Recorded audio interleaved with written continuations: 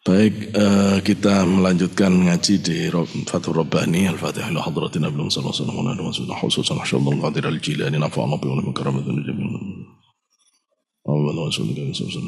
Al-Fatihah Bismillahirrahmanirrahim. Wassalatu wassalamu ala al-ma'ali Bismillahirrahmanirrahim.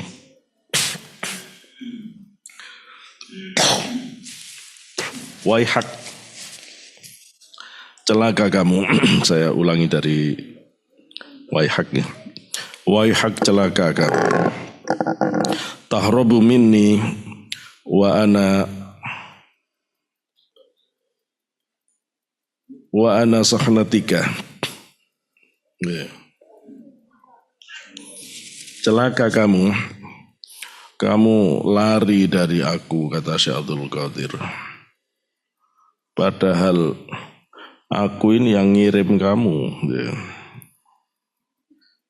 Sahna ini maknanya banyak, tapi konteks ini kayaknya lebih tepat yang bisa ngirim kamu ke hadirat Allah.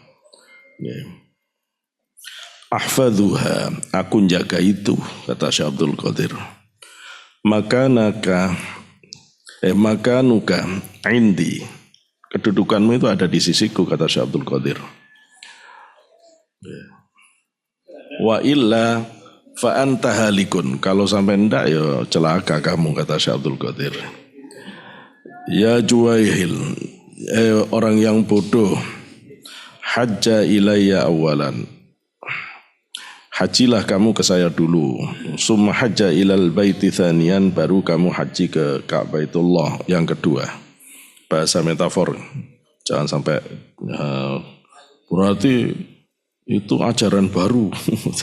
Bukan begitu maksudnya. Kamu menuju ke Syekh Abdul Qadir dulu.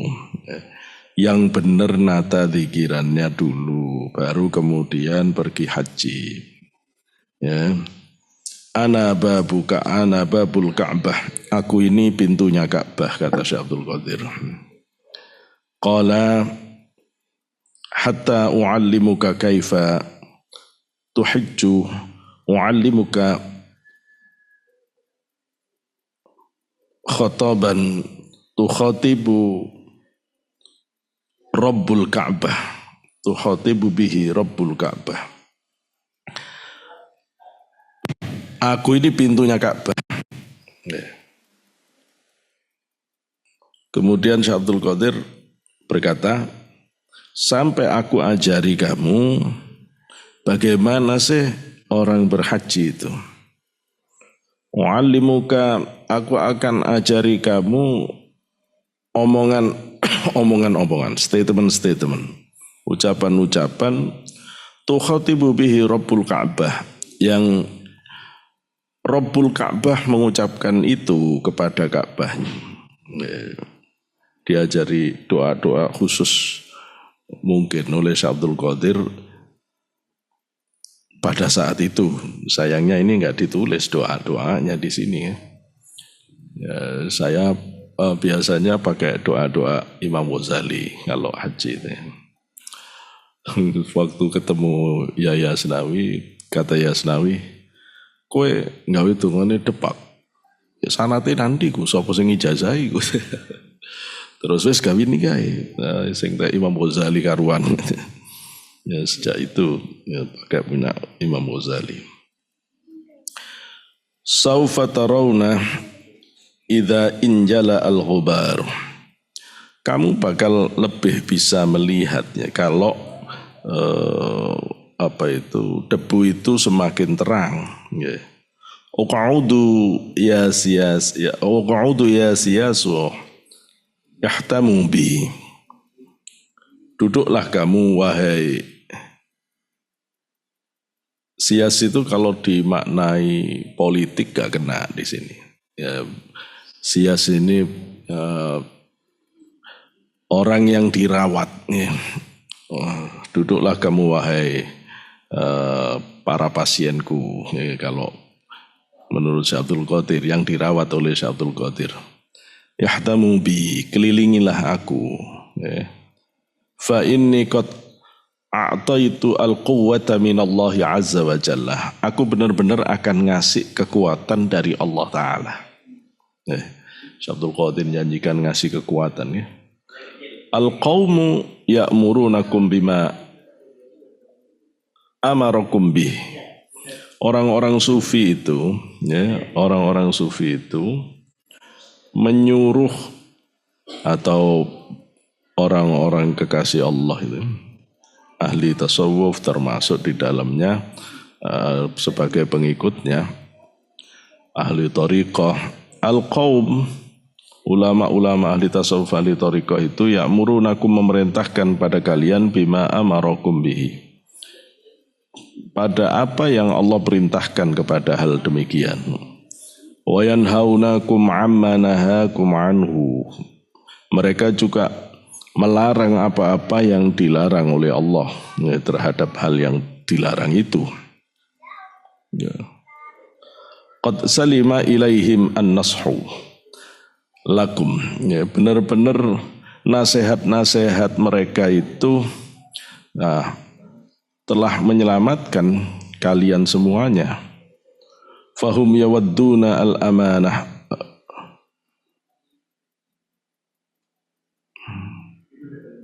Ini kalau dia yawadduna ini artinya jadi menyenangi amanah ya.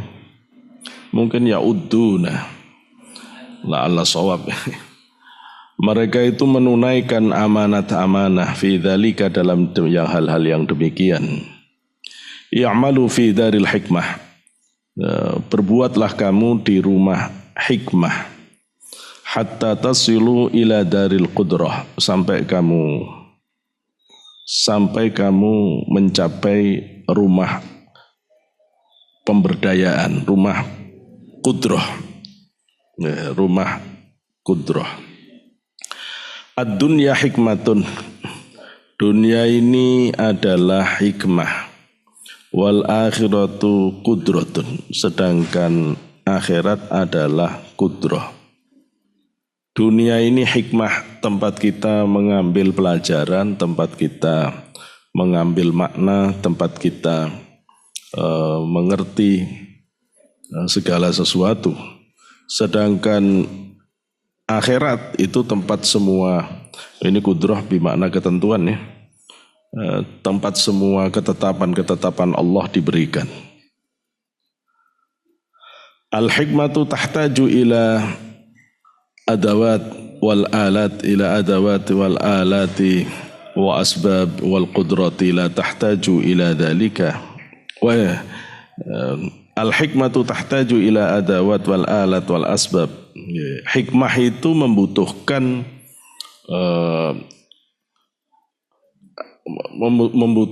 adat-adat, membutuhkan alat-alat, membutuhkan sebab.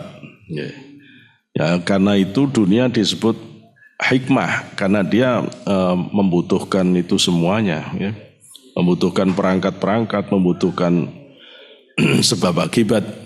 Mau makan, ya harus ada nasi. Baru bisa kenyang, itu namanya adawat. Ya, ada kebiasaan, dunia ini membutuhkan kebiasaan-kebiasaan, butuhkan alat. Mau makan yo harus ada nasinya. Ya. Sebab makan terus bisa jadi kenyang. Ya, kenapa? Karena darul hikmah. Karena di situ itu ada hikmah. Ya, ada hikmah. Mau sembuh ya ada obatnya. Ya. Dipelajari kebiasaan-kebiasaan itu dipelajari. Kebiasaan-kebiasaan yang dipelajari secara konsisten itu terus jadi hukum. Jadi hukum. Semua hukum-hukum fisika itu tidak lain adalah adawat, ya, kebiasaan-kebiasaan. Semua ketetapan-ketetapan yang diambil oleh saintis menjadi hukum-hukum itu kan sebenarnya bukan sesuatu yang baru, tetapi pembacaannya baru ketemu. Gitu. Yang namanya apel jatuh ke bawah ya dari mulai Nabi Adam ya sudah jatuh ke bawah, gitu ya. Tapi yang bisa merumuskan itu menjadi gaya gravitasi kan Isaac Newton, gitu loh ya. Tapi yang namanya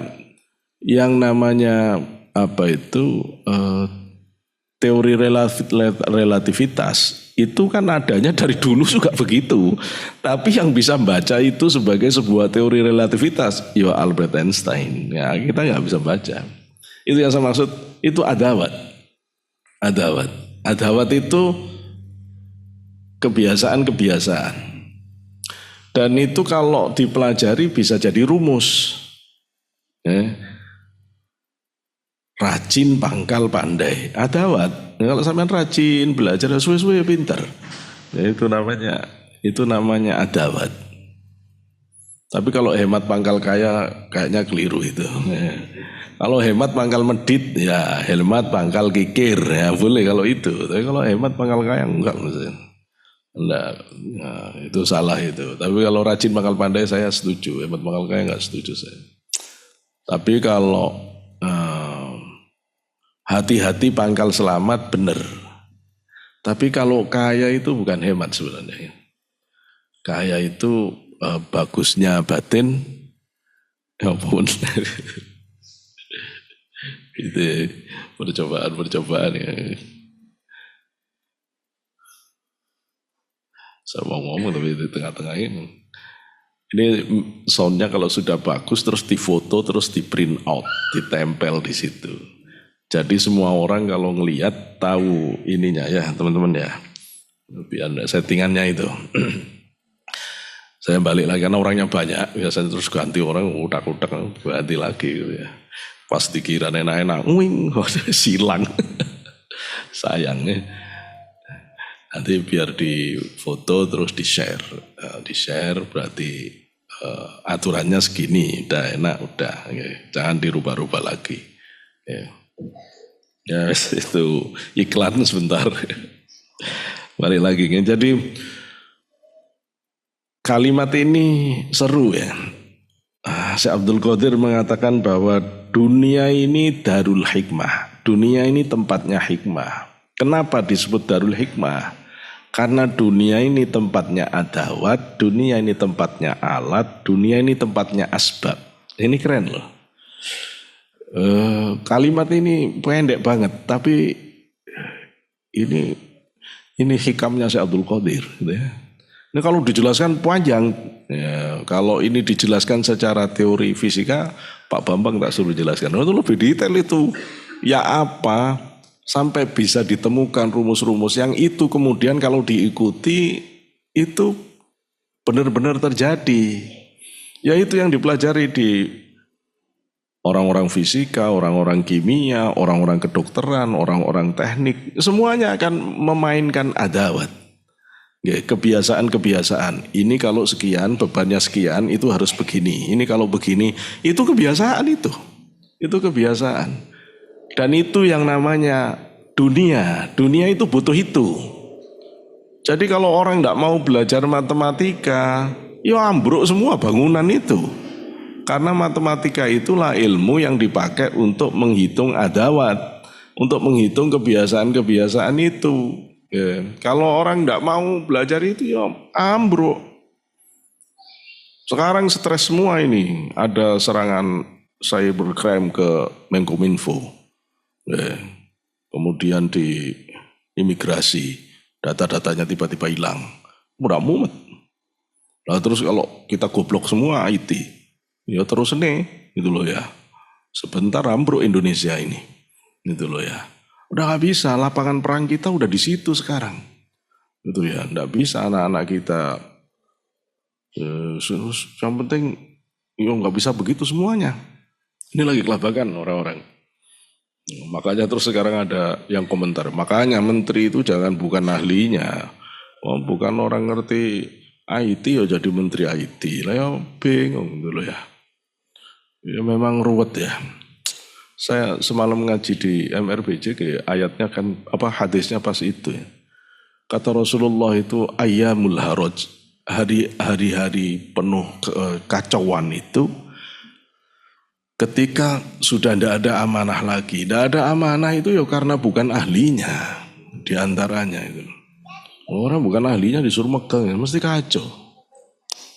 Mesti kacau. Orang sama-sama alumni tarbiyah saja, kalau memang passionnya itu bukan orang yang mengelola pendidikan aja kacau, Itu loh ya. Orang yang tidak biasa pegang bengkel, tiba-tiba langsung bengkel, ya kacau. Idza wusidal amru ila ghairi ahlihi, fantadhiris sa'ah, kata Rasulullah. Kalau perkara itu dipegang orang yang bukan ahlinya, ya tunggu aja hancurnya. Itu loh ya, hancurnya. Dan tidak bisa, kita harus tahu adawat, harus tahu asbab. Tidak bisa kita ini hidup di dunia terus mau sok-sokan, misal aku tidak usah makan, waktunya kenyang, rak kenyang, ya mati, gitu loh ya. Mati, kita masih ada di alam asbab. Alam asbab, kita masih butuh alat. Butuh alat, tidak usah, listrik mati biarin, kalau Allah nanti menghendaki hidup, ya hidup. Ya sampai kapan tidak hidup, gitu loh ya. Tidak bisa, jadi kita ini darul hikmah ini. Ya butuh semuanya itu, butuh alat, butuh adawat, butuh asbab. Wal qudratu la tahtaju ila dzalika. Adapun alam kudroh, tidak usah diartikan tambah ruwet nih. Alam kudroh diartikan berdaya, ya gak kena, diartikan takdir, ya gak pas. Pokoknya Syekh Abdul Qadir menyebut fenomena alam dunia itu sebagai al-hikmah, fenomena akhirat sebagai al-kudroh. Nah gitu aja. Adapun kudroh la tahtaju ila dalika. Kudroh itu tidak butuh adawat, tidak butuh asbab, tidak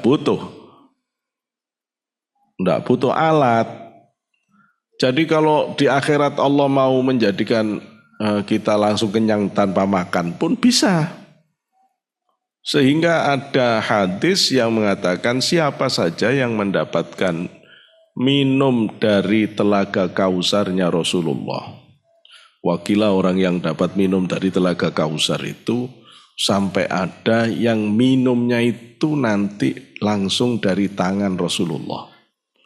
Itu kalau orang dapat minum dari telaga kausar, la yadma'u ba'dahu abada. Selamanya tidak akan pernah haus lagi. Loh coba saya bayangkan, orang sekali minum tidak haus sama sekali itu di dunia nggak bisa. Nggak bisa, karena dunia darul hikmah. Yang bisa akhirat, kalau akhirat bisa, karena akhirat darul kudroh. Nah gitu loh, akhirat darul kudroh. Di akhirat itu nanti istri-istri yang solihah akan menjadi permaisuri, bidadari akan jadi dayang-dayangnya. Istri-istri yang solihah itu Pak, bapak tidur sama istri, bangun gadis lagi. Tidak pakai operasi, gadis lagi.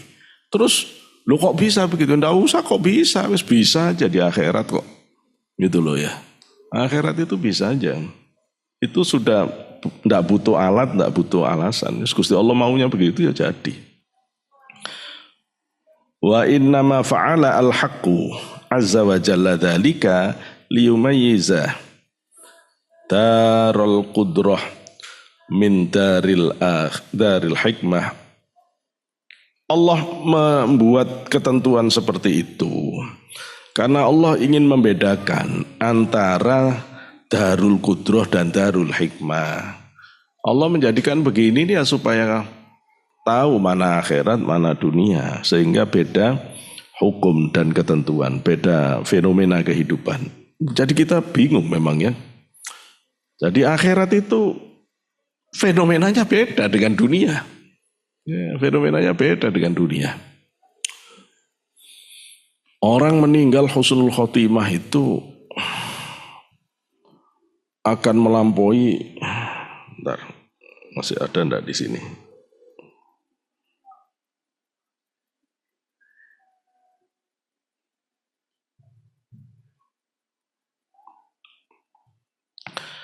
Akan melampaui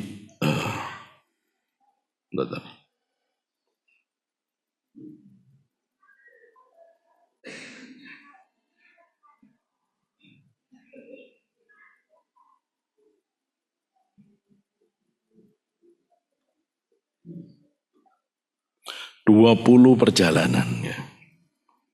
20 perjalanan. Pertama, ini penting kalau kita meninggal nanti tidak kaget. Ya, tak beritahu rutenya meninggal husnul khotimah biar tidak keliru jalannya ya. Allahumma ja'alna min husnul khotimah. Yang nyeritakan ini adalah Imam Ghazali di kitab Kashful Ilmil Akhirah halaman 23-24, Imam Qurtubi dalam kitab At-Tadhkirah halaman 238-241. Seru meninggal itu, Bu. Sampai rungoknya ya. Pertama, malaikat maut datang. Tidak ada musiknya, deng-deng, enggak gitu. Pokoknya malaikat maut datang. Setelah itu diajak terbang ruh kita itu ke angkasa. Setelah ruh terbang ke angkasa, nanti nembus langit 1. Terus nembus langit 2. Tembus langit 3. Langit 4, langit 5, langit 6, langit 7. Roh sudah, ini yang berjalan ini roh. Sudah bukan fisik. Fisiknya ditinggal ditangisi orang-orang fisiknya. Rohnya pergi. Terus ke Suradhiqatul Jalal. Ini benteng yang tidak bisa ditembus oleh makhluk. Kemudian Sidratul Muntaha. Kemudian lautan api. Kemudian lautan cahaya. Kemudian lautan kegelapan. Kemudian lautan air. Kemudian lautan salju. Kemudian lautan dingin. Kemudian Arsh, kemudian Hadrah Qudsiyah, ini ngadep ke hadirat Allah. Baru setelah itu ditempatkan di barzah, yang barzahnya itu Raudhah min Riyadil Jannah. Nah itu orang yang husnul khotimah. Allahumma ja'alna min husnul khotimah. Badannya di bumi, tapi ruhaninya sudah melejit setinggi itu. Nanti kalau malam Jum'ah baru dikembalikan. Malam Jumat nunggu cucu-cucunya kalau ada yang datang, anaknya ada yang datang, itu ya. Nah, sampai Sabtu Fajar, Sabtu Isrok, Syuruk. Dan jadi kan kalau pas di rumah ke makam bapak ibu itu ambil waktu Jum'ah mulai dari Kamis Maghrib itu masuk Jum'ah sampai Sabtu Syuruk. Ada yang menyebut Sabtu sampai Zuhur. Ya, Sabtu itu ada orangnya, ada ruhaninya ada. Tapi kalau setelah itu ya tergantung dia ditempatkan di mana oleh Allah. Kalau tempatnya tempatnya ada di pintu surga ya udah. Oh ya susah ditemui lagi. Malaikat datang itu dengan penampilan yang sesuai dengan amal perbuatan orang itu. Semakin bagus ya bagus ya. Malaikat akan datang dengan pakai pakaian sutra surga, dengan bau yang paling nikmat, ya, bau paling wangi enak. Tidak ada orang tidak senang didatangi malaikat maut itu. Jadi wis kesengsem. Anak-anak lihat artis Korea aja udah lupa makan, lupa minum, lupa macam-macam. Itu loh ya. Gimana orang didatangi malaikat maut dengan penampilan yang sangat mengagumkan itu. Dunia hilang Pak, sudah tidak tertarik lagi dengan dunia kalau begitu itu sudah. Kemudian diantar terbang ke angkasa untuk bertemu dengan berbagai umat terdahulu. Bertemu roh-roh yang husnul khotimah. Itu umat-umat terdahulu itu seperti hamparan belalang yang sangat banyak katanya. Kita sama-sama belum mati ya. Katanya ruh yang husnul khotimah itu kecil. Tapi kalau ruh itu yang su'ul khotimah itu besar dan tidak bisa terbang. Akhirnya tetap di bumi ini. Ya, ada yang gentayangan, ada yang di dalam kuburan itu tidak bisa kemana-mana. Gitu. Makanya latihan terbang itu ya dikiri latihan terbang. Diam fokus ke Allah. Ruh sampean terbang. Latihan terbang. Makanya saya bingung kalau orang tidak pernah dikiran, besok pulangnya gimana? Gitu ya. Tidak pernah latihan terbang. Di langit 1 nanti akan dicek akidahnya. Ya, cek akidahnya. Penjelasan Imam Ghazali, Imam Qurtubi, kalau tidak ahlu sunnah wal jamaah, gak lolos.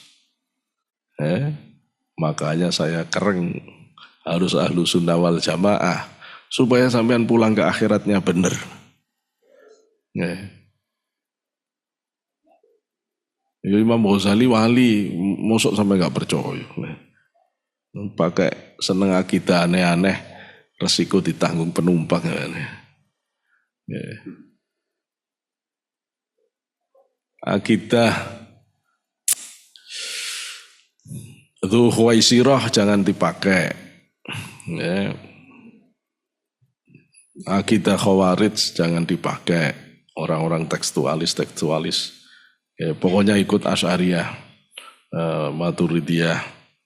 Ya, itu akidah yang diajarkan oleh para salafus soleh. Ya. Kata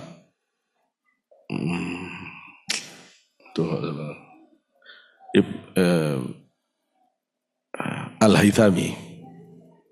Al-Haythami itu mengatakan bahwa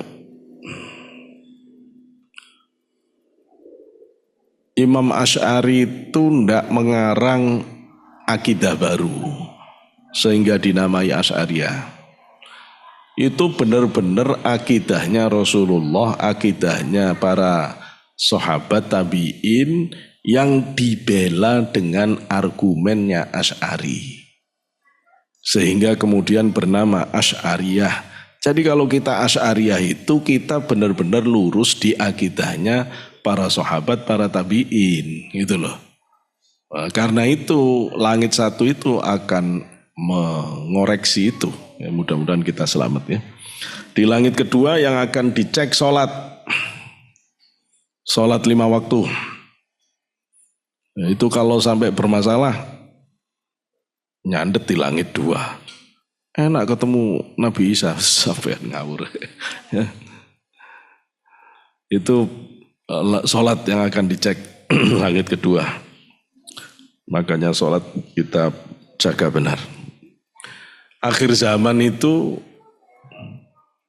akan dipenuhi oleh orang-orang yang meremehkan sholat. Ya. Di akhir zaman akan banyak orang yang menyepelekan sholat. Sholat itu kayak barang tidak penting. Terlambat sholat tidak ada susah-susahnya. Tidak bisa bangun subuh tidak ada susah-susahnya. Ya. Orang zaman sekarang, anak-anak zaman sekarang, tidak ada susah-susahnya. Kita terlambat bangun aja, bangun tiba-tiba subuh aja udah nyeselnya nggak karuan. Ya, anak sekarang bolak-balik lewat subuh cengar-cengir, Masya Allah, itu bahaya. Saya takut lihat anak-anak. Ya. Zaman sekarang, orang kok ini banget ke sholat ya. Ya, bahaya kalau kita sudah sampai ke zaman di mana orang begitu gampang menterlantarkan sholat, kita sudah sangat dekat kiamat. Ya, karena ciri kiamat itu sudah dekat itu kalau sudah banyak orang meremehkan sholat itu. Ada orang rajin sholat tapi kosong hatinya. Nah itu zaman akhir itu. Yang ngisi masjid yang selalu ada di soft depan orang-orang yang cuma bisa tahu zahirnya, hatinya tidak ada, tasawufnya nggak ada. Sementara yang lain itu meremehkan sholat. Kata Rasulullah akhir zaman itu cirinya, sholatnya mati semua, sholatnya orang-orang yang sholat tanpa perasaan. Yang sholat tanpa perasaan, yang lain menterlantarkan sholat. Terus diantaranya yang lain lagi adalah ya, Iqbalur rish, apa namanya? Riswah itu diterima. Sogok menyogok pungli menjadi biasa. Ya, sogok menyogok pungli menjadi biasa, itu zaman akhir. Di langit 3 dikoreksi harta. Ya, dari mana datangnya, kemana perginya, itu harta dikurangi semuanya. Dikoreksi, kurangi. Langit keempat puasa yang dicek. Di langit ke-5 hajinya dicek. Ya, hajinya dicek. Kalau orang meninggal haji ya tinggal enak. Aku haji itu rumah mbok cek barang malaikat. Langit ke-6 taat kepada orang tuanya dicek. Bener ndak jenengan itu birrul walidennya, bener ndak? Ini juga anak sekarang ngawur. Ndak pernah apa jenenge? Ndak pernah menjadikan agenda berbakti ke orang tua itu. Koyoke dianggap orang tua nyukupi ke kewajibane wong tua, ya. Terus kayak anak ndak punya kewajiban. Ngelihat orang tuanya jungkir balik, yo enak aja tidur. Kok bisa anak sekarang? Ya. Orang dulu gak bisa. Orang-orang zaman saya ke atas itu gak bisa. Ngelihat ibu kita, ngelihat bapak kita, terus kita pasti cepet-cepetan. Anak sekarang, wah, ya seorang tuanya jungkir balik, yo main game, masya Allah. Yo apa zaman apa ini? Ya kalau begitu itu ruwet nanti, ya di langit 6 ruwet, ya, karena birrul walidain akan dicek di sana itu, bener ndak hormatnya ke orang tua itu, ya. Ada ndak di hati anak itu kepingin membahagiakan orang tua itu, ada ndak di hati anak itu untuk mikirin orang tua itu. Menurut saya kalau melihat anak-anak yang kelihatannya kayak preman gitu, tapi ternyata nyari uangnya itu untuk nyarikan orang tua dan adik-adiknya, itu miris hati saya. Orang ini keren ya gitu ya, meskipun rupanya kayak gini tapi hatinya begitu mulia. Begitu mulia. Ya Allah. Orang yang bagus hormat orang tua pasti kehidupan dunianya bagus. Sampean cek. Sampean cek. Orang yang bagus hormat orang tuanya, birrul walidennya, hidup di dunianya nikmat, indah. Ya. Orang yang bagus hormat kepada Allah dan Rasulnya, itu dunia akhiratnya indah. Ya, orang sukses-sukses itu rata-rata ke bapak ibunya pasti bagus. Ya. Yes. Kemudian mafhum mukhalafahnya, kalau orang ke bapak ibunya nggak pernah bantu, nggak pernah perhatikan, nggak pernah, ya sama lihat aja, susah seneng, ya susah seneng, barokah hidupnya susah, nggak berkah. Masuk ke langit 7 itu yang paling cepat lolos di langit 7 itu adalah orang yang banyak istighfar di waktu sahur. Nanti akan dicek itu istighfar di waktu sahur di langit 7. Sodakoh sirri, ya, sodakoh yang tidak ada orang tahu, itu yang membuat cepat lulus di sana. Dan nanggung anak yatim. Ini kalau ada anak yatim, panjenengan pikirkan. Kalau sudah punya uang, pikirkan. Ya, jangan terlalu hitungan dengan uang. Kalau terlalu hitungan, tidak berani sodakoh sampean. Tidak berani sodakoh. Soalnya nanti itu harus begini, harus begini. Sampai kalau kepikiran terus soalnya, yo, aduh, ini soalnya kita harus mempersiapkan kalau sewaktu-waktu sakit, kalau sewaktu-waktu ini, kalau sewaktu-waktu butuh ini, kalau sewaktu tidak akan keluar duit medit. Kalau gitu sampean. Kalau gitu, kalau sekalian gempa, kalau sekalian kamu mati, selesai uangmu. Itu loh, tidak bisa nolong kamu di akhirat. Tidak begitu cara berpikirnya. Ada bagi, ada ya disimpan, tapi tetap harus ada. Ya itu nanti tergantung kekuatan sampean. Ya ada yang kuat ngasih 2,5%, ya zakatnya. Ada yang 5%, ya terserah sak kuatnya piro. Pokoknya harus latihan di situ itu. Jangan harta hanya dipendem sendiri aja, bahaya nanti. Kemudian masuk surah Dikotul Jalal, bangunan bertingkat-tingkat milik Allah yang Maha Perkasa. Itu yang akan lolos adalah orang yang banyak istighfar, banyak amar ma'ruf nahi mungkar, banyak memuliakan orang miskin. kemudian masuk Sidratul Muntaha, nyebrangi lautan api, setelah itu luasnya 1000 tahun akhirat, lautan cahaya 1000 tahun akhirat, lautan kegelapan 1000 tahun akhirat, lautan air 1000 tahun akhirat, lautan salju 1000 tahun akhirat, lautan dingin 1000 tahun akhirat. Kemudian masuk ke arsy. Arsy itu terdiri dari 80.000 tingkat. Masing-masing tingkatnya terdapat 80.000 tingkat lagi. Yang masing-masing tingkatnya terdapat 80.000 bulan yang selalu bertahlil, bertasbih kepada Allah dan bertakdis. Baru orang itu akan berada di hadrah qudsiyah, di balik bangunan bertingkat di arsy untuk menerima pengampunan dari Allah. Setelah itu ditempatkan dia di taman surga, raudhah mir riyadil jannah. Maka roh yang sudah meninggal itu tempatnya beda-beda. Ada di a'la illiyin, di tempat yang sangat tinggi yang tadi sudah dijelaskan. Ada al-arwah fi hawasilit tayri. Ada ruh yang sudah difasilitasi Allah dengan jisim halus seperti burung. Ada yang warnanya hijau, ada yang warnanya putih, yang bisa keluar masuk surga sudah. Dan ada arwah tabqa inda babil jannah. Ada ruh yang sudah menetap di pintu surga. Mahbusatun indahu, tertahan di pintu surga.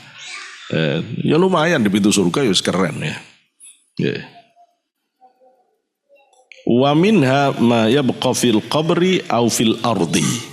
Tapi ada roh yang akan tetap tinggal di bumi, bahkan di dalam kuburannya. Nggak bisa keluar. Nggak bisa keluar. Bahkan ada roh takunu fi nahri minad dam. Ada roh yang berada di sungai darah, wa tulqa fil hijarah, dan dia dilempari batu. Ini penguasa yang zalim. Itu barzahnya itu berupa sungai darah, dilempari batu, kepalanya pecah, dilempari batu terus begitu. Itu mulai dari pemimpin, mulai dari RT sampai presiden. Kalau zalim senengannya nganiaya rakyatnya, nyusah-nyusahin. Yang besok kalau mati ke sungai darah, kepalanya wantemi watu, pecah, utuhkan lagi, pecah, utuhkan lagi. Itu. Waliyadzubillah. Kalau pezina tidak taubat, barzahnya itu tungku perapian. Dibakar terus. Dibakar terus. Loh ini pasti loh ya. Akhirat itu pasti loh. Rasulullah menjelaskan ini di dalam kitab Al-Istidad wa Su'alil Kubur, ya, Istidad lil maut wa su'alil kubur. Zainuddin Al-Malibari menjelaskan itu. Imam Ghazali menjelaskan juga, kan. Begitu juga ulama yang lain. Maka capek-capek paksa-paksain untuk zikiran itu, sampean berangkat itu bayangannya tak bangun akhirat itu loh. Aku tak zikiran, aku mau bangun alam barzahku. Aku bangun akhiratku, ojo bangun dunia tok. Jangan mempersiapkan pulang ke rumah makannya apa, akhiratnya betul dipikirkan. Ini saya selipkan karena ini ya. Ya Allah, itu darul quwah. Akhirat itu sudah darul quwah. Saya kalau membayangkan itu dengan proses kehidupan duniawi, ya mumet ya Pak Soting ngetabrus. Mosok 1000 tahun akhirat itu terus piye lah, kapan sampainya balik ke dunia? Kan katanya 7 langkah sudah malaikat sudah menanyai marobuka dan seterusnya. Roh sudah dikembalikan. Ya proses ini terjadi sangat cepat. Ini kata para ulama itu sangat cepat. Meskipun jarak yang ditempuh sangat jauh karena perginya kita itu dengan malaikat. Dan malaikat yang membawa bukan malaikat abal-abal, itu jenderalnya malaikat Israel itu. Ya, itu akan sangat cepat tugas itu. Ada roh yang tidak bisa melewati sekumpulan arwah-arwah tadi itu. Jadi makanya orang kalau sudah lewat rohnya ditanya, gimana kabarnya? Maksudnya gimana? Usik ngaji ku. Tanya gitu.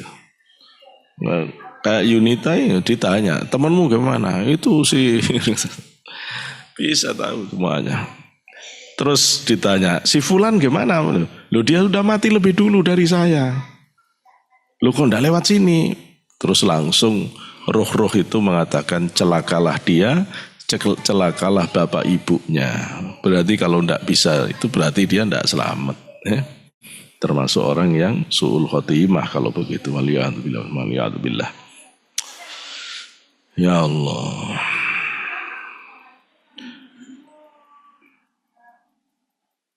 Al-akhirah darul akhirah darul hikmah. Al-akhiratu fiha. Akhirat itu ada di darul hikmah, darul qudrah, ya. Tukawwinu al-akhiratu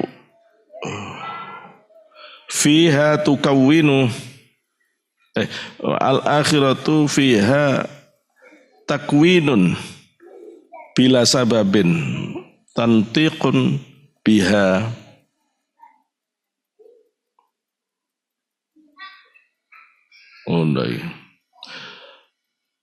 Al-akhirah, akhirat itu di dalamnya itu tersusun dari tanpa sebab. Akhirat itu fenomena kehidupan yang Allah ciptakan tanpa sebab. Tanpa sebab. Maksudnya begini, akhirat itu mau makan langsung kenyang ya bisa. Gitu loh ya.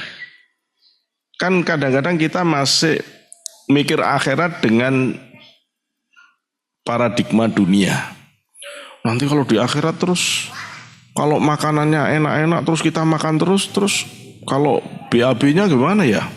Terus nanti kalau kita mau buang ke air kecil wis gak ono iku selesai itu. Selesai itu. Selesai itu. Enggak ada. Tanpa sebab akhirat itu fenomena kehidupan tanpa sebab. Tantiqu biha jawari hukum. Di akhirat besok anggota tubuh kita ini bisa ngomong. Tangan iso ngomong, kaki iso ngomong, seru juga ya. Kita bisa diprotes oleh tangan ini. Tushidu alaikum, anggota tubuh itu akan memberi kesaksian alaikum atas kalian bima amiltum, terhadap apa-apa yang kalian perbuat minal ma'asil haqqi azza wa jalla, terhadap kemaksiatan kepada Allah Ta'ala. Yaumul qiyamah, pada hari kiamat, tungkasyafu al-astaru, akan dibuka penutup-penutup, wa tudharu al-mukhbi'atu, akan dibuka, disingkap semua rahasia-rahasia, semuanya dibuka ya. In syi'tum aw abaitum la yadkhulu ahadun minal halqi an-nara illa biqalbin baridin. Kalau kamu mau, kalau kamu abai, tidaklah masuk seseorang dari makhluknya Allah kepada neraka illa biqalbin baridin, kecuali dengan hati yang dingin. Dingin liltikabil hujjah, karena kebebanan hujjah, alasan-alasan.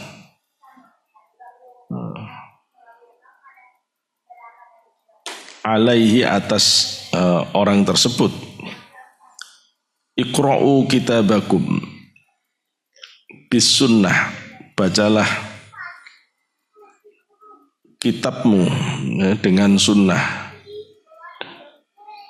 Fikrukum fiha,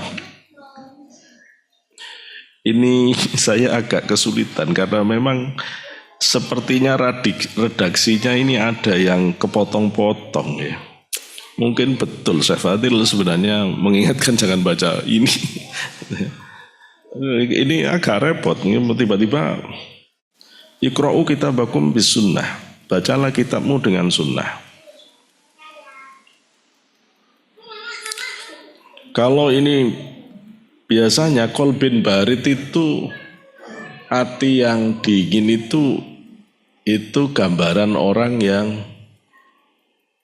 yang sudah selesai dengan urusan duniawi. Artinya orang yang baik. Tapi kalau kemudian la yadkhulu ahadu minal khalqi an-nara illa biqalbil qalbin barid.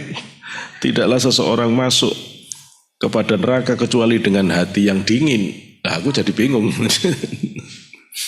Bagaimana orang hati dingin kok masuk gitu ya. Mestinya biasanya metafor para sufi itu hati yang dingin itu gambaran orang hati yang sudah ndak goncang dengan kehidupan dunia, sudah ndak bisa dipengaruhi oleh gemerlap dunia, itu istilahnya hatinya dingin.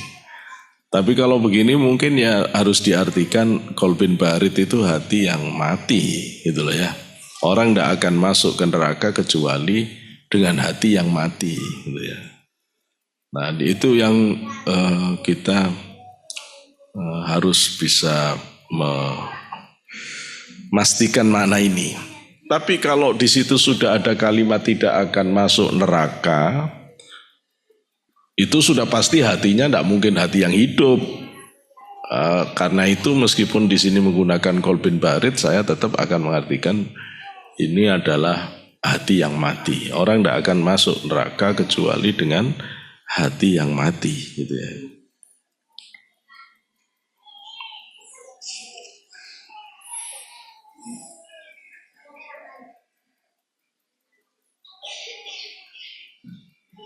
Summa tubu minas sayyiat.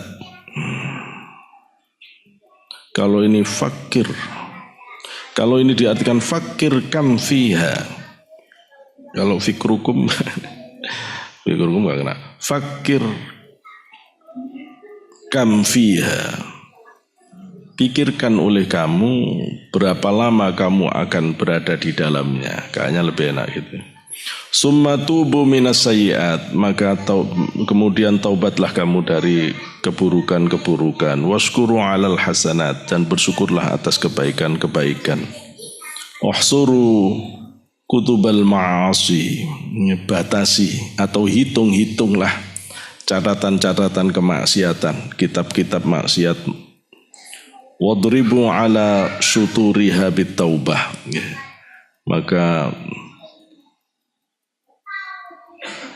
bersihkanlah kitab-kitab catatan maksiatmu itu dengan taubat. Ya gulam, wahai anak, maksudnya anakku, kata Syekh Abdul Qadir, qad tubta ala yadayya, kamu telah tobat di hadapanku. Wa sahibtani, dan kamu telah bersahabat dengan aku. Idza lam tuqbal, idza lam taqbal, ya. Idza lam taqbal minni ma aqulu laka. Tapi kalau kamu tidak mau mengabulkan apa yang dari aku, tidak mau mengamalkan apa yang diajarkan oleh Syekh Abdul Qadir, ma aqulu laka, aku terus mau ngomong apa, kata Syekh Abdul Qadir. Ya diajari kok enggak diamalkan. Ya. Tadi yang kita baca di awal itu wiridannya Syekh Abdul Qadir yang sanadnya dari Syekh Fadil, ya, Syekh Fadil. Ya gak apa-apa, kita orang Qadiriyah, jadi kita amalkan juga. Apa yang fa'u kadzalika, ya gak bisa manfaat ya, memanfaat pada kamu. Raghibta fi surah dunal makna, kamu itu cuma seneng gambar, ya, ndak tanpa makna. Gambar tanpa makna itu syariat tanpa hakikat. gambar tanpa makna itu lahiriah tanpa batiniah. Jadi yang dimaksud oleh Syekh Abdul Qadir, kamu cuma seneng gambar, ndak seneng substan, ndak seneng esensi hakikatnya. Cuma seneng sholatnya tapi tidak mempelajari khusyuknya. Cuma seneng puasanya tapi ndak belajar nahan nafsu dari syahwat dan amarahnya. Ya, cuma seneng Qur'annya tapi tidak memahami makna-maknanya. Kamu cuma seneng gambar, ndak seneng hakikat. Para ulama itu kalau menyebut orang yang sholat tapi dia tetap mengerjakan keji dan mungkar, itu disebut surah bila hakikoh. Itu gambar yang tidak ada hakikatnya. Kalau orang begitu ya nggak ada efek. Maka kalau kemudian dikatakan katanya sholat itu tanha anil fahsya wal mungkar, katanya sholat itu mencegah perbuatan keji dan mungkar. Lah itu yang korupsi-korupsi itu rajin-rajin sholat ya. Yang korupsi-korupsi gede-gede itu biasa buat masjid malah misalnya. Ya apa jenengan ditipu.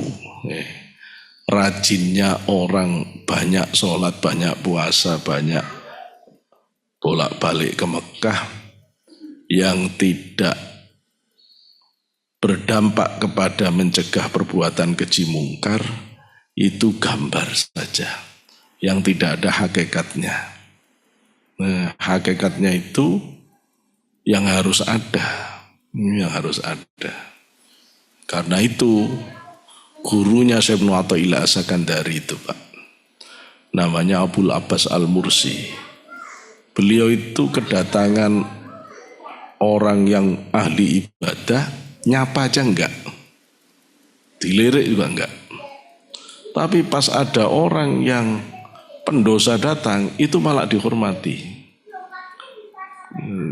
Ketika ditanya kenapa begitu, karena yang ahli ibadah datang dengan sombongnya. Nah maka orang sombong dilirik Gusti Allah juga enggak, maka dia enggak mau ngelihat. Sedangkan orang yang berdosa ini datang dengan taubatnya, ya, maka itu yang dihargai. Nah para wali itu kalau ketemu orang enggak melihat zahir jenengan, enggak urusan sampean itu sudah berapa tahun ahli wiridan, sudah berapa puluh tahun sampean itu istiqomah zikir ini, zikir itu, sudah puluhan tahun sampean itu puasa, mau qiyamul lail, tidak penting. Mau khatam sudah berapa kali, tidak akan dilihat itu. Ya, yang dilihat adalah itu ngasar ndak di hati, itu ngefek ndak di hati, ada nurnya ndak. Ya, maka yang dilihat setiap ibadah kan ada nurnya. Nurnya itu ada enggak? Kalau nurnya enggak ada, maka orang akan dihormati sesuai dengan asarnya. Enggak ada asar. Ada orang yang kerjanya banyak, gajinya sedikit, itu ya ada. Tapi ada orang yang kerjanya sedikit, gajinya banyak, sama. Ada orang yang ibadahnya enggak banyak, tapi pahalanya banyak. Ada orang yang jungkir-jungkirnya banyak, tapi enggak ada pahalanya. Ya tukang rongsokan kerja mulai dari sebelum subuh saya berangkat ngaji, dia udah berangkat. Pulang ngaji saya jam 11:30, dia masih di jalan. Dapatnya segitu-segitu. Giliran direktur kerjanya senyum-senyum, beret-beret banyak. Wali itu kayak direktur itu. Orang awam banyak-banyak. Makanya kalau kiai-kiai yang alim, tidak mau memberatkan orang yang masih belum kenceng batinnya. Kiai-kiai yang alim itu tidak mau ngasih amalan banyak-banyak pada orang yang belum kenceng batinnya. Kasihan. Ya kayak tukang rongsokan nanti jadinya. Gitu loh ya, cuma ngumpul-ngumpulin, nyapek-nyapein. Ya secukupnya aja. Ya sampean sholat yang penting 5 waktu dijaga, nambah rawatib. Pikiran 165 wis cukup. Nah, sudah itu. Yang lain kerja aja yang benar. kerja yang benar, ini yang benar, nanti nambah dikit-dikit. Tapi kalau hati udah mulai ngerasa, mikir udah mulai nikmat, ditambahi udah, ayo tambahi. Tambah kenceng, tambahi. Maka ibadah itu ndak ada berat. Kalau sampai ibadah itu berat, berarti itu ndak pas. Antara beban dan orangnya ndak pas. Ya, kayak orang olahraga, Pak. Nggak ada yang berat kalau sesuai antara beban dan kualitas orangnya. Tapi kalau antara beban dan kualitas orangnya tidak berimbang, ya itu. Maka ciri orang yang belum alim, kalau jadi kiai, jadi ustadz, suka ngasih amalan berat-berat.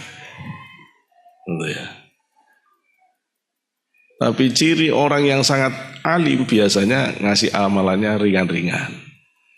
Walaupun amalan itu berat bagi orang lain, tapi yang jalankan ringan. Karena sudah sesuai dengan kemampuannya. Begitu ya.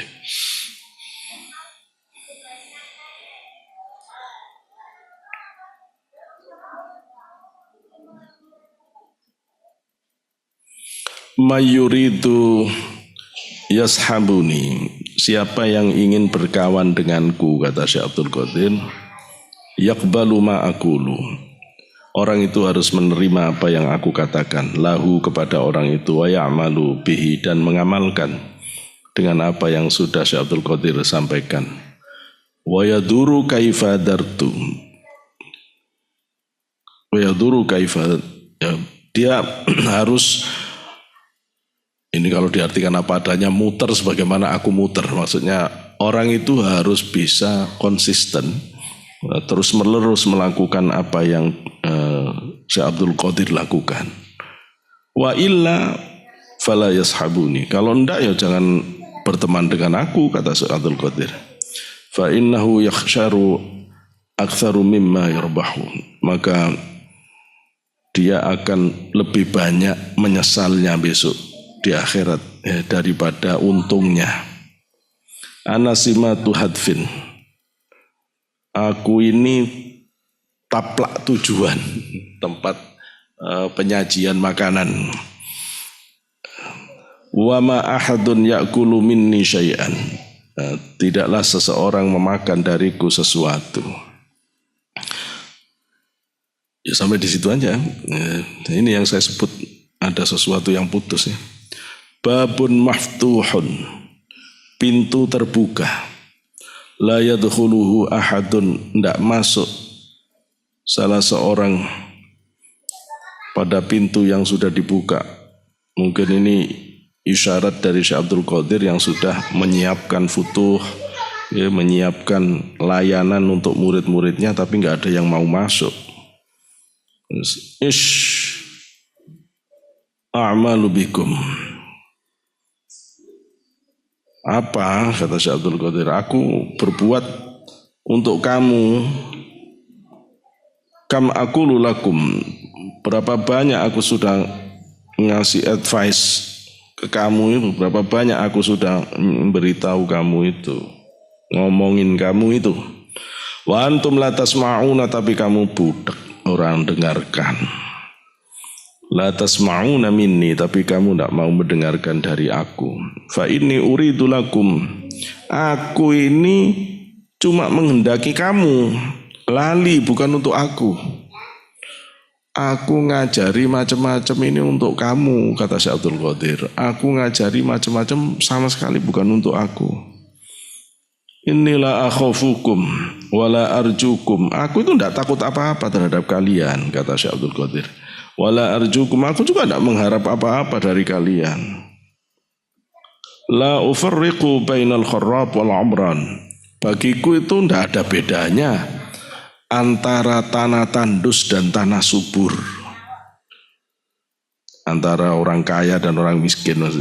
Pokoknya tanah mau tandus mau subur, Syekh Abdul Qadir, semua miliknya Allah. Bainal baqi wal mayyit, bagiku tidak ada bedanya antara orang yang hidup dan orang yang sudah mati, ada bedanya. Bainal ghina wal fakir, bagiku tidak ada bedanya antara orang kaya dan orang miskin. Bainal Malik wal mamluk, tidak ada bedanya antara raja dan rakyatnya. Ada beda antara raja dan budak, tidak ada bedanya. Persis Rasulullah ya. Rasulullah kan nggak membedakan. Bilal budak tapi ya dalam persahabatan dengan Rasul ya sahabat. Sama. Ya, statusnya dengan Abu Bakar, sama dengan Umar, sama dengan Utsman. Saya itu termasuk orang yang gelisah, tapi kadang-kadang saya tidak bisa ngomong apa-apa. Kalau ada orang beda-bedakan orang lain karena persoalan gitu itu. Bingung saya.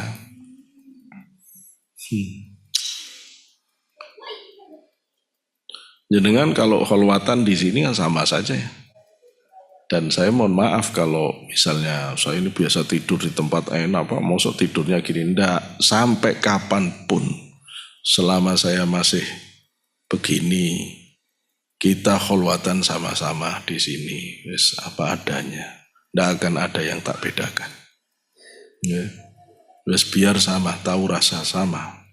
Ya. Nah, kalau dibeda-bedakan itu saya jerit hati saya, tapi saya tidak bisa apa-apa. Ya. Jerit hati saya. Nggak boleh, apa saja apa adanya. Ya, biarin orang mau kaya kayak apa, mau jenderalnya jenderal, harus ngalami yang sama harusnya. Nggak boleh dibeda-bedakan. Kholwat kita sama. Ya, sama. Begitu. Nggak boleh dibeda-bedakan. Saya kholwatan dikasih kasur ya tak lipat. Ya tetap saya tidur karpet. Saya mau ibadah, bukan mau tidur. Ya. Jauh-jauh dari Jakarta kalau terus tidurnya di kasur, ngapain?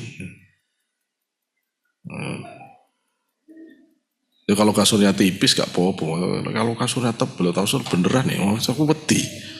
Masuk saya takut, ini kasur tenanan nih. Dikon turu aku ora dikon wiridan, repot ini. Jadi kalau kholwatan di sini nggak ada kasur, memang kita memang begitu. Mujahadah itu jangan enak-enakan. Kalau mujahadah enak-enakan nggak jadi kita, gitu loh ya, nggak jadi. Jadi kita ini enak banget gini, ini enak pol, gitu loh ya, enak pol. Dibanding abajan kalau mujahadah kuburan beneran, nggak pakai apa-apa. Ayo, gitu loh ya. Abajan itu kalau mujahadah dia masuk ke air dari ba'da isya sampai jam 3 pagi baru keluar. Ayo, kita harus nemen enak begini terus enak banget. Orangnya hamid, kakinya dimasukkan ke air sambil baca kitab tiap malam, gitu loh ya. Ya kita gak mampu begitu ya, tapi jangan ini super mewah, kholwatan begini super mewah, ya, super mewah. Ya mudah-mudahan tetap dapat, meskipun sedikit-sedikit tetap. Tapi kalau ditanya ya tetap beda ya dengan yang benar-benar ditempa. Tapi kemudian saya kalah dengan begitu itu ketika dikatakan ini kan baru belajar. Ya wis lah kalau gitu. Kalau saya kena kalimat ini kan baru belajar, ya wis, ya wis. Yes, monggo lah daripada ndak ya. Ndak, tapi saya kan tetap akan berusaha seoptimal yang kita bisa mampu lakukan, kita lakukan ya. Supaya kita bisa mendapat itu.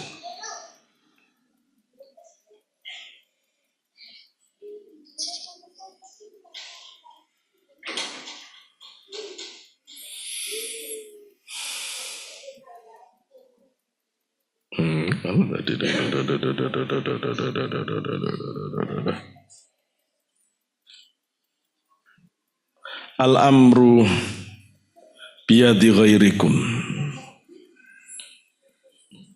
Tapi urusan ternyata ada di tangan selain kalian, selain biati ghairikum, ya, selain kalian semua. Lamma akhrajta hubbat dunya min qalbi. Ini secara kalimat yang tidak pas. Lamma akhrajta hubbat dunya min qalbika, tapi tidak ada kanya min qalbin. Ya wis gitu aja. Kamu belum mengeluarkan dunia dari hatimu. Sah li hadza, benarkan, betulkan dulu itu untuk aku, kata Syekh Abdul Qadir. Kaifa yasihhu laka at-tauhid wa fi qalbika hubbud dunya. Bagaimana mau benar tauhidmu? Wong hatimu ada dunianya. Wong kamu lo nyembah dunia, gimana mau tauhid?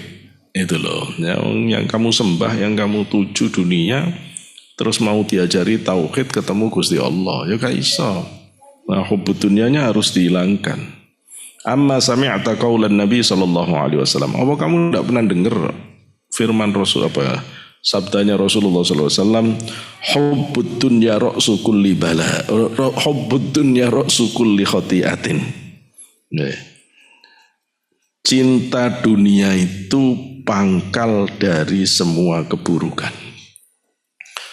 Pangkal dari semua keburukan. Semua keburukan itu pangkalnya dunia. Kenapa Israel menyerang Palestina? Ya, pingin menguasai tanahnya, pingin ya dunia. Ya. Kenapa dia tidak qanaah saja? Wong sudah diberi tempat. Kenapa pakai ngambil-ngambil tempat yang sudah ditempati orang? Ya karena dunia, karena rakus tamak dunia. Ya. Kenapa setiap pilkada itu kita selalu bentrok-bentrok? Ya karena dunia.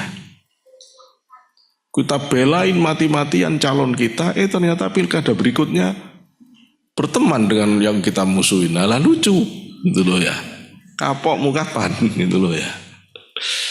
Kata Rasulullah, ciri zaman akhir itu ketika orang sudah tidak bisa percaya lagi dengan teman duduknya.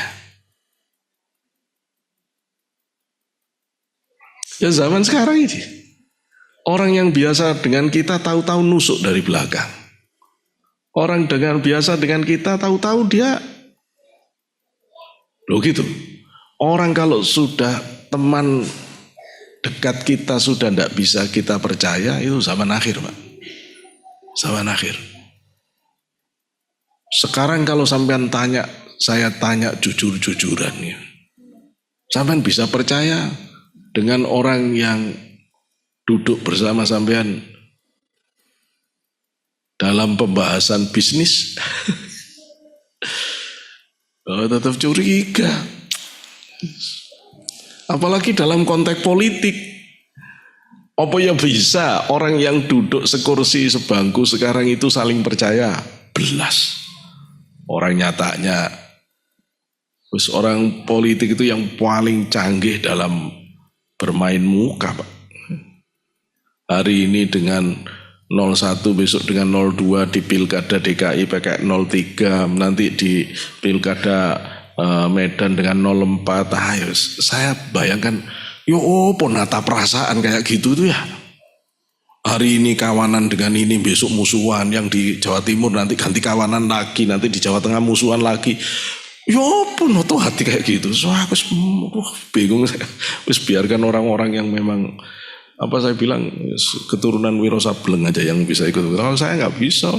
Nah, tapi saya takdim dan salut pada Gus Dur. Saya tidak pernah bisa berhenti kagum pada Gus Dur dalam hal politik. Makanya saya bilang kalau sampean mau politik, bergurulah ke Gus Dur.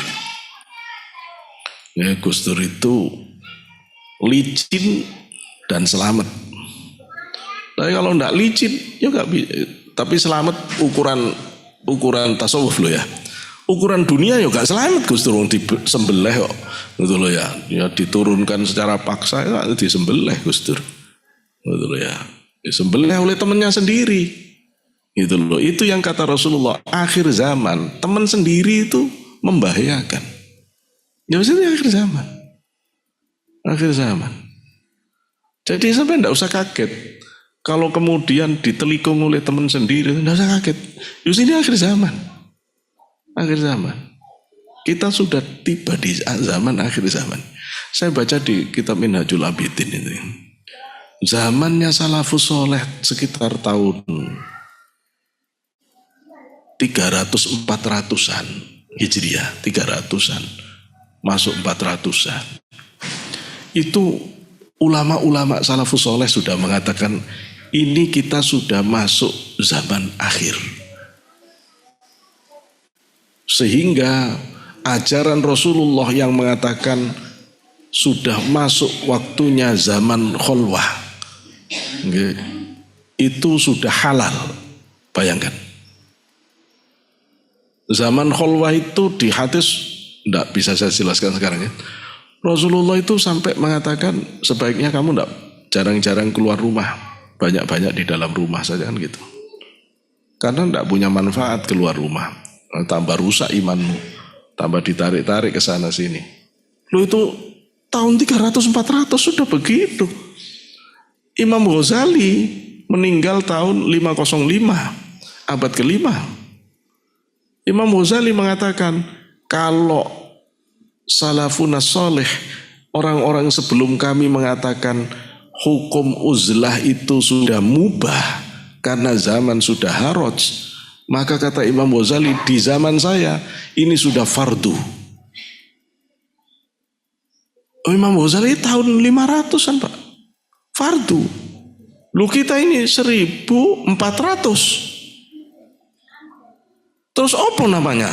Oh, Imam Ghazali sudah fardu, kita apa namanya ini? Masya Allah, saya kalau mikir itu dengar saya. Ya Allah, saya mencoba membayangkan orang-orang yang selalu mengedepankan, tapi kan dunia harus dikelola macam-macam. Apa jawab Imam Ghazali? Wong salafus soleh yang imannya lebih kuat, lebih sabar, lebih tawaduk, mereka saja mundur, kok kamu maju? Aduh, ini berat ini kan. Zaman akhir ya Allah. Berat. Tapi ya memang bahas begini tetap harus ditimbang dengan perjuangan. Ya, kalau semua orang terus mundur, nggak ada yang mengelola dunia, ya bahaya, lebih bahaya, tambah cepat kiamat gitu loh ya. Kalau nggak ada orang-orang baik yang berani masuk ke partai politik, ya tambah hancur ya. Kalau tidak ada orang-orang baik yang berani ngambil jabatan, ya tambah cepat rusak, tambah cepat kiamat gitu ya. Cuma hadis ini harus menjadi warning keras. Ya, maksud saya kalau kita memang harus berjuang di dunia maksudnya jadi pimpinan, jadi pejabat, jadi politikus, jadi apapun, itu tetap harus uzlah. Maksudnya uzlahnya bagaimana?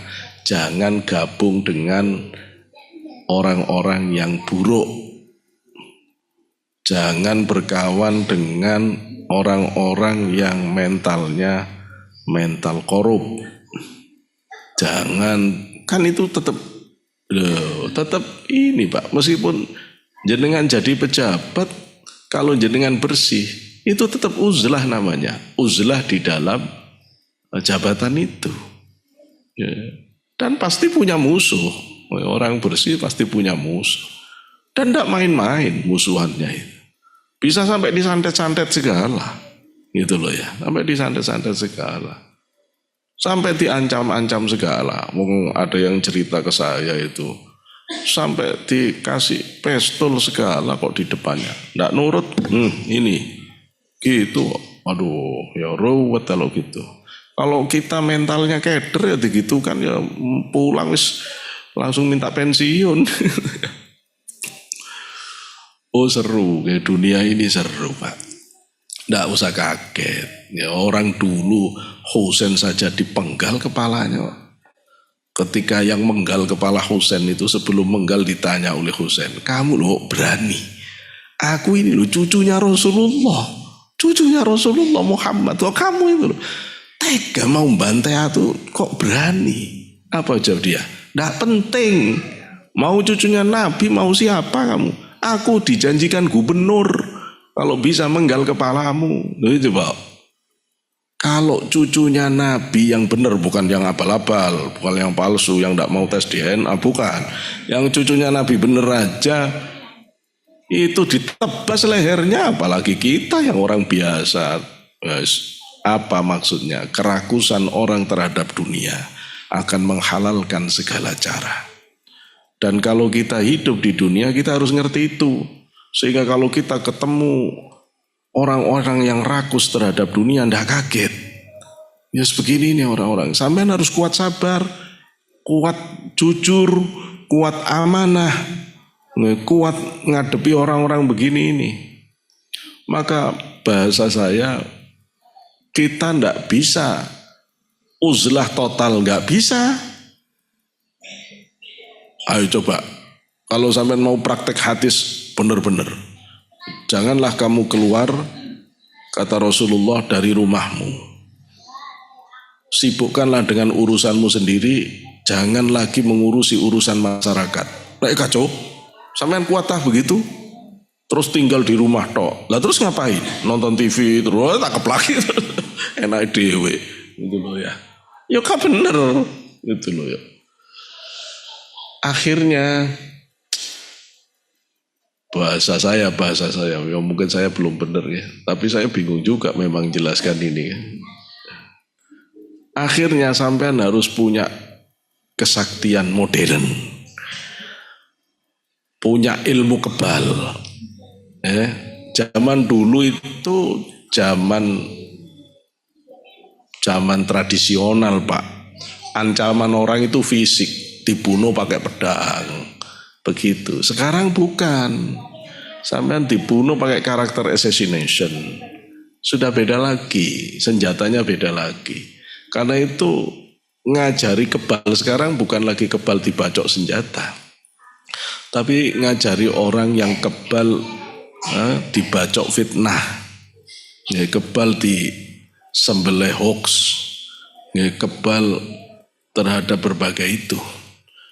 Nah itu ya belajarnya mengebalkan diri itu ya pakai zikiran. Ya begini nih supaya kuat batinnya ya, menghadapi macam-macam. Kalau enggak roboh kita. Maka gampangnya teori itu kita hidup di zaman modern ini harus sakti. Maksudnya sampean kumpul dengan orang jelek tapi sampean harus bisa selamat dari kejelekannya. Sampean kumpul dengan orang rakus, tapi tidak boleh ketularan rakusnya. Sampean kumpul dengan orang yang hura-hura, tapi sampean tidak ketularan hura-huranya.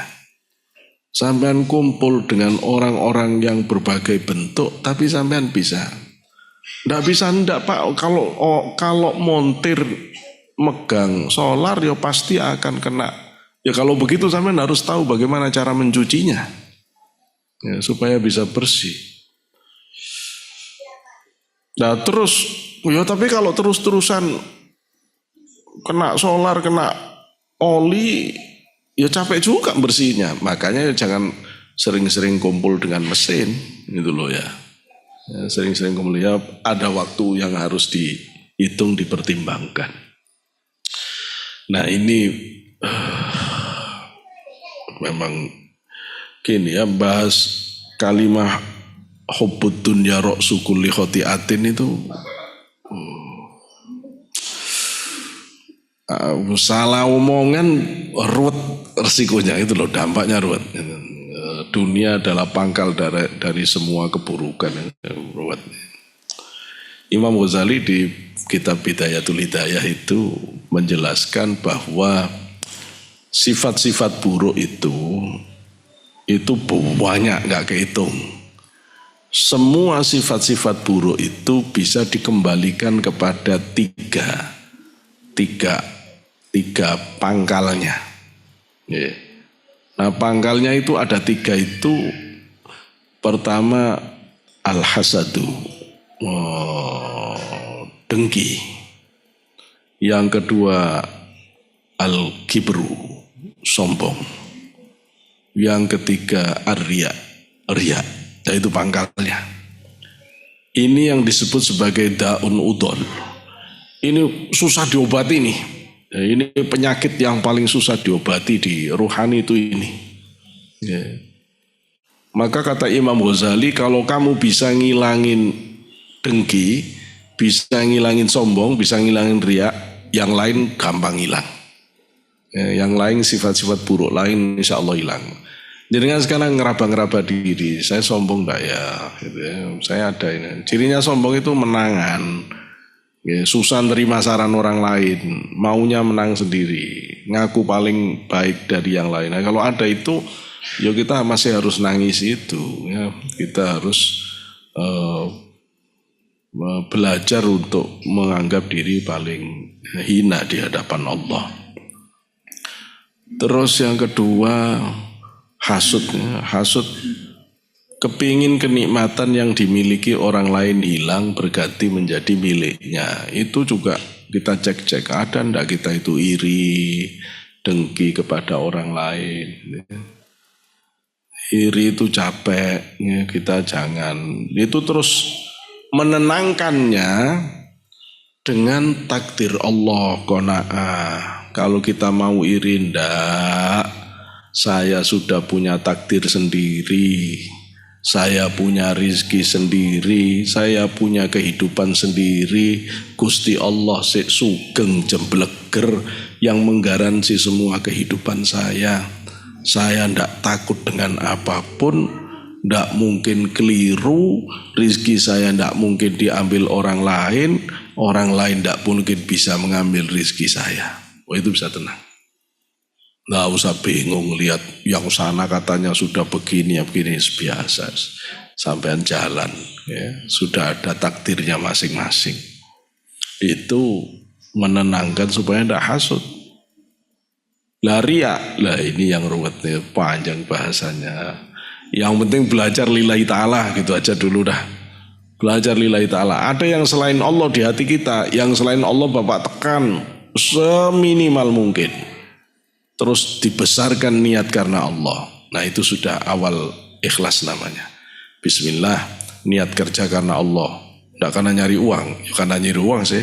Tapi nyari uangnya sampai tekan, tidak. Karena niat karena Allah. Ya gitu. Itu sudah belajar ikhlas gitu ya.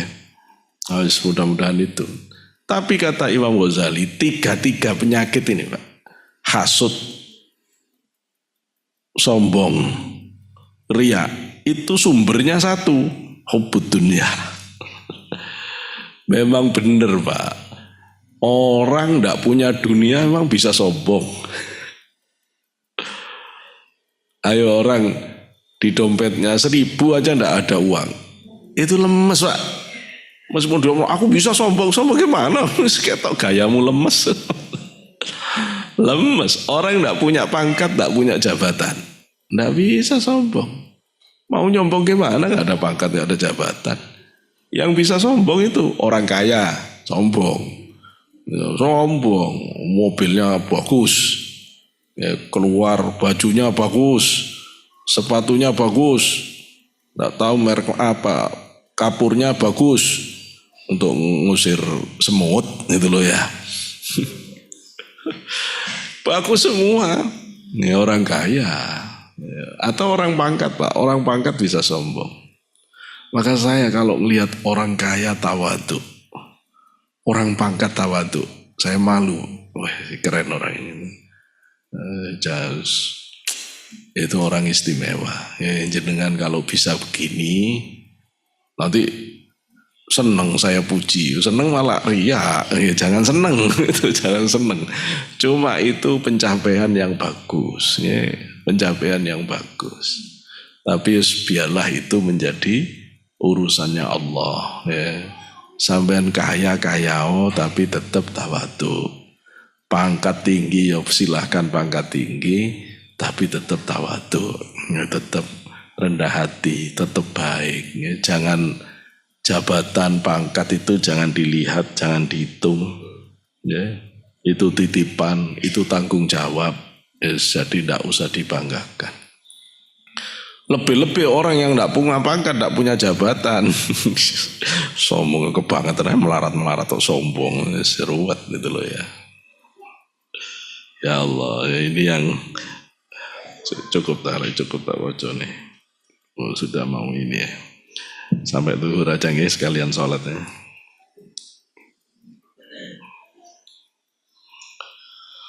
Ma dumta mubtadi'an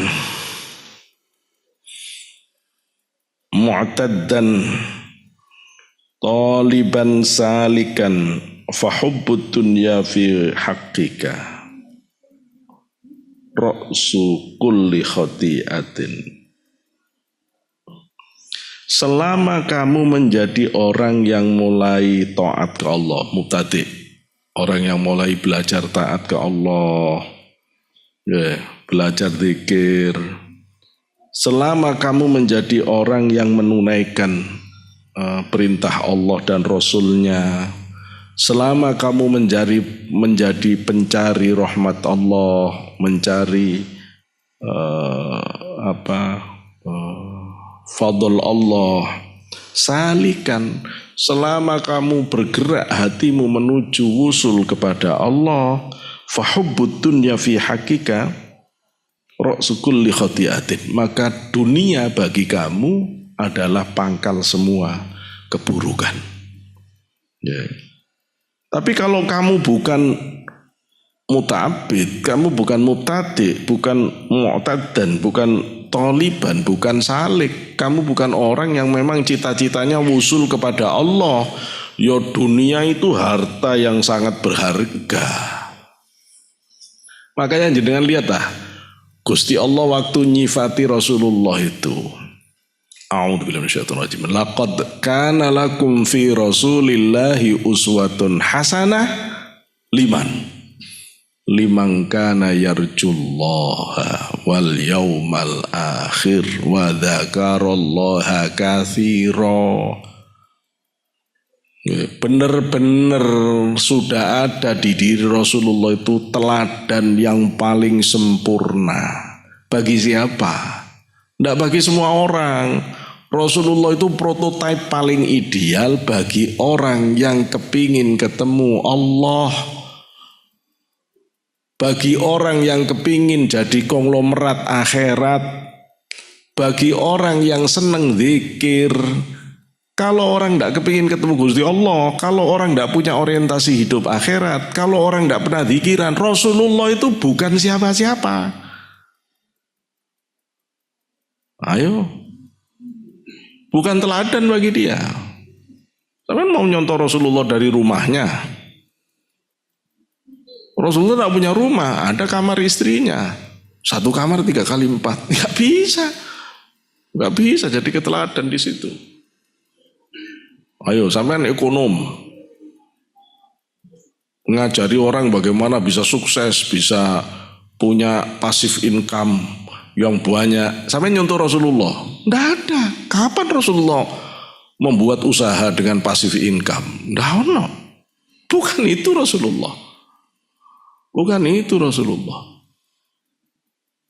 Tapi bukan itu tidak dilarang, ya ndak, asal halal is monggo. Sampean punya passive income banyak, halal Pak, saya jadikan mesin ekonomi supaya saya bisa mendukung perjuangan umat Islam, supaya saya, ya bagus. Tapi dalam hal itu ndak bisa nyontoh Rasulullah kita, karena Rasulullah ndak begitu. Ndak begitu Rasulullah. Makanya nyontoh Rasulullah persis itu gak kuat Pak, saya ndak sanggup. Ya. Terlalu sempurnanya Rasulullah. Ya. Itu yang saya bilang, Rasulullah gak kuat kita, gak kuat. Terus nyontoh kiai-kiai kita yang alim-alim aja kita keteteran. Gimana nyontoh Rasulullah? Nyontoh Mbak Siti aja, waduh, gimana ya, jadi lurah 25 tahun, anaknya gak pernah makan enak. Selama Mbak Siti jadi lurah itu Pak, tidak pernah makan enak. Selesai jadi lurah baru makan enak. Saking hati-hatinya Mbah. Masya Allah. Wis berat Pak, kita makanannya enak terus. Ya. Santri tak tanya, dagingmu sih akhirnya banyak. Malah kemarin katanya dapat kambing lagi. Masya Allah. Semuanya enak dok sampeannya. Enak dok. Ya Allah. Ya wis ini.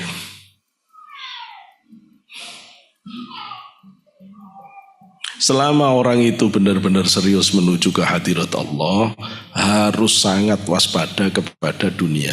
Karena dunia itu potensial untuk menghancurkan reputasi kita di hadapan Allah apabila kita tidak bisa mengendalikan. Tapi sebenci-bencinya jenengan kepada dunia juga tidak bisa meninggalkan dunia. Karena itu harus mengerti dalam penjelasan para ulama, dunia itu tidak dibenci, tapi ditolak di hati, dikelola di tangan. Ya gitu aja intinya. Jadi hatinya nolak, tapi diurusi. Bukan terus nggak diurusi. Salah kalau dunia di dalam hati. Kalau dunia di dalam hati, terus nanti jadi cinta dunia. Gusti Allahnya yang keluar. Dunia dan Allah tidak akan pernah kumpul di hati seseorang. Kalau orang hubbud dunia, Allah yang hilang. Kalau hubbud Allah masuk, maka hubbud dunia hilang. Gitu.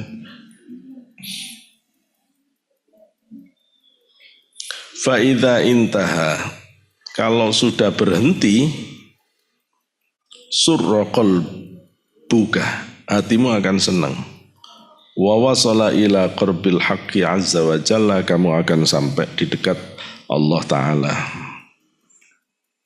Habibun ilaika,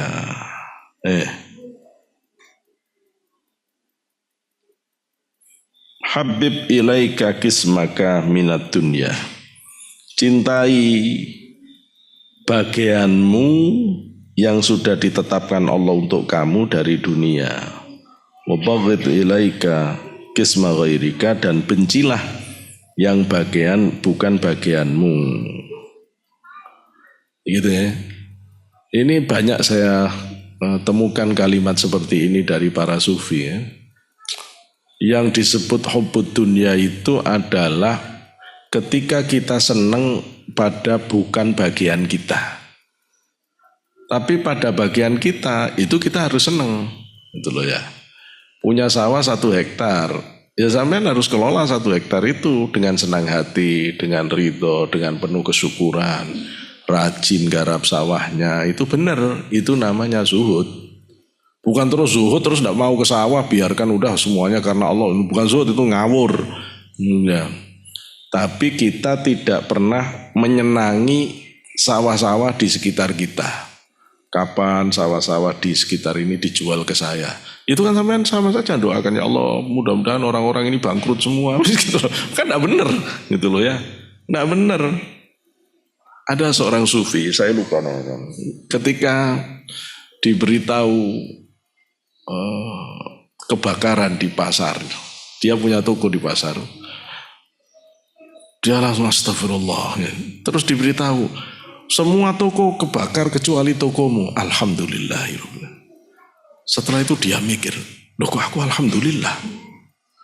Berarti aku senang saat orang lain menderita. Tidak benar aku itu nangis tobatnya berhari-hari itu. Karena dia merasa salah menempatkan kalimat di hadapan Allah itu. Kalau kita tidak akan merasa salah sama sekali, bunyi alhamdulillah. Ya kayak tadi punya sawah 1 hektar, sik ngelirik sawah tangga nih, mudah-mudahan ini tidak boleh kayak gitu itu. Kalau orang zuhud itu, ya sudah itu. Nah, orang zuhud itu ngopeni apa yang diamanahkan, tidak memikir pada yang tidak diamanahkan. Itu cirinya. Nah, yang diamanahkan, ya apa saja, bisa jabatan, bisa pangkat, bisa direktur. Ya kalau sampai memang diamanahi itu ya tangani dengan benar gitu ya, tangani dengan benar. Atau paling gampang gini, orang zuhud itu kan yang menjadi bagiannya dicintai, yang bukan bagiannya jangan dicintai. Contoh istri, yang bagian sampean bojone sampean cintain tak ngamek kurang golek. Nah, bojone wong ya ojo gitu loh ya, gitu loh maksudnya gitu. Dunia itu sesimpel itu sebenarnya.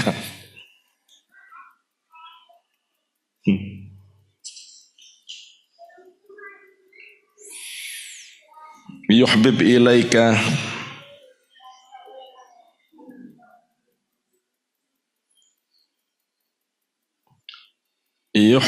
ilaika aksamaka hatta tastawfiyaha. Nanti bakal dibuat senang sampean pada bagian yang menjadi bagian sampean oleh Allah, sampai Allah akan menyempurnakan hak-hak jenengan terhadap hal duniawi itu. Yes, ini penting ini supaya ndak bingung. Jadi kan kalau memang ahli dzikir, ahli ibadah, ndak akan miskin itu ndak. Ndak, kalau begini aku kalau dzikiran miskin, ndak. Kata Syekh Abdul Qadir, kalau kamu sudah benar, nanti oleh Gusti Allah dunia yang menjadi bagianmu itu didatangkan sendiri, dimudahkan, ditundukkan. Tapi kamu ndak akan pernah terpedaya oleh dunia. Kan enak, itu loh ya. Dunianya didatangkan, bagianmu didatangkan, tapi kamu ada di atas duniamu. Kamu ndak terpedaya oleh duniamu. Nanti mobilmu jadi bagus, pangkatmu naik, derajatmu naik, dihormati orang, tapi kamu ndak bisa dipengaruhi itu. Mbok naik mobil bagus ya ndak sombong, mbok dihormati orang banyak ya ndak gumede. Loh itu loh nantinya. Kata Syekh Abdul Qadir, nanti bagianmu bakal dikasihkan oleh Allah. Dan kamu bisa menyenangi itu karena Allah. Sampai sempurna bagian dunia yang akan diberikan Allah kepadamu itu. Tahqiqan li'ilmihi as-sabiq.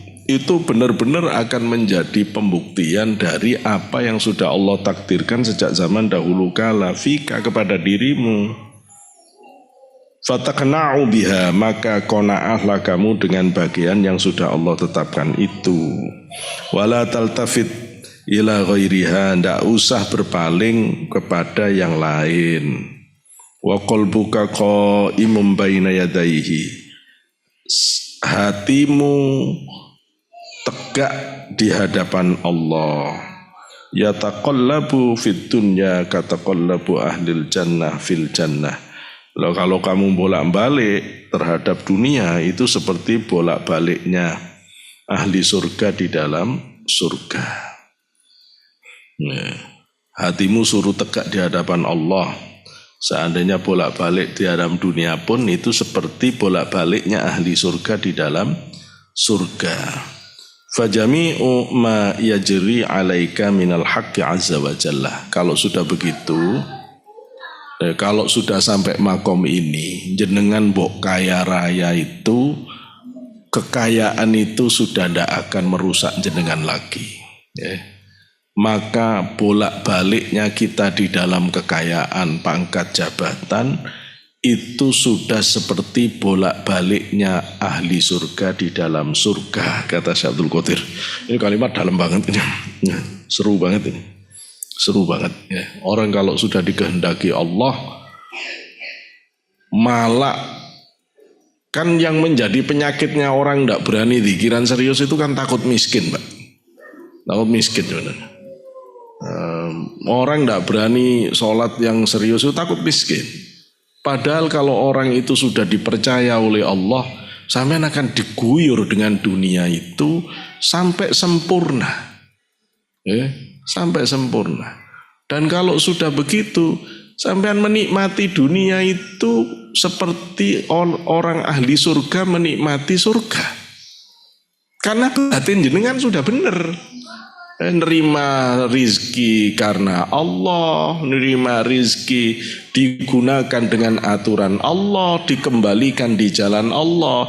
Itu seperti surga di dalam surga. Surga di dalam surga. Sementara orang yang tidak mau sholat, tidak tahu ibadah, hidupnya dimiskinkan, miskin itu sakit, itu kayak neraka di dalam neraka. Itu loh. Neraka di dalam neraka, waliyadzubillah. Fajami'u ma yajri 'alaika min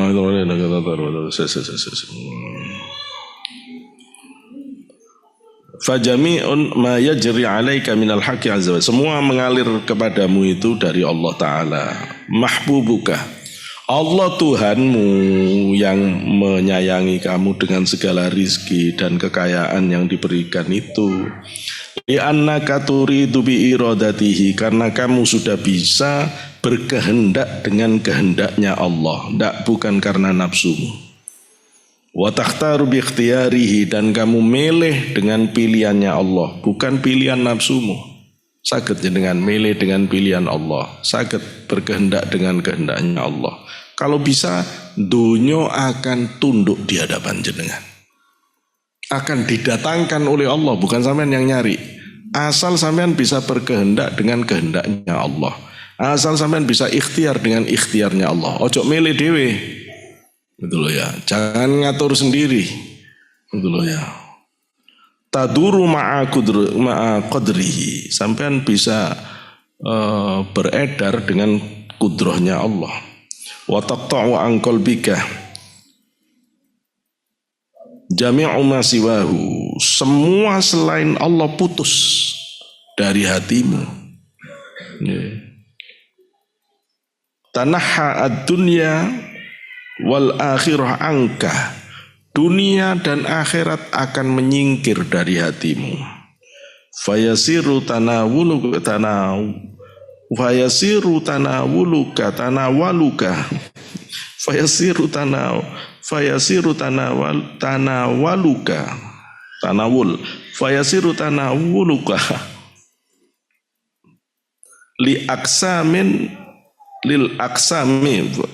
lil aksami, maka menjadilah pencapaianmu itu berdasarkan bagian yang sudah ditetapkan oleh Allah. Wa hubbuka laha bihi, dan kecintaanmu kepada bagian yang sudah Allah tetapkan itu disertai oleh rasa syukur kepada Allah. Cintamu kepada mobil itu karena Allah, cintamu kepada pangkat karena Allah, cintamu pada sawah karena Allah, cintamu kepada apapun yang Allah berikan itu karena Allah. Labika, bukan karena dirimu sendiri. Nah, kalau sudah begitu istimewa jenengan. Ya, sampai di sini. Karena ini kalau saya baca beda konteks, al-munafiqul mura'i. Nah, itu ketika orang yang munafik. Ya. InsyaAllah selanjutnya kita ini mudah-mudahan Allah senantiasa meluruskan batin kita untuk bisa benar mengisikapi kehidupan dunia ini. Mudah-mudahan Allah mentawarkan hati kita dari selain Allah, sehingga kita benar-benar bisa menikmati zikir kita, ibadah kita, semua bisa istiqomah. Mudah-mudahan Allah memperkenankan kita menjadi orang yang benar-benar bisa punya iradah seperti yang Allah kehendaki, bisa punya kehendak seperti yang Allah kehendaki, punya pilihan seperti yang Allah pilihkan, sehingga dunia didatangkan dan ditundukkan kepada kita dengan cara yang mudah dan gampang. Ini yang bisa disampaikan, kurang lebihnya mohon maaf. Hadanallahu iyyakum ajma'in. Assalamualaikum warahmatullahi wabarakatuh.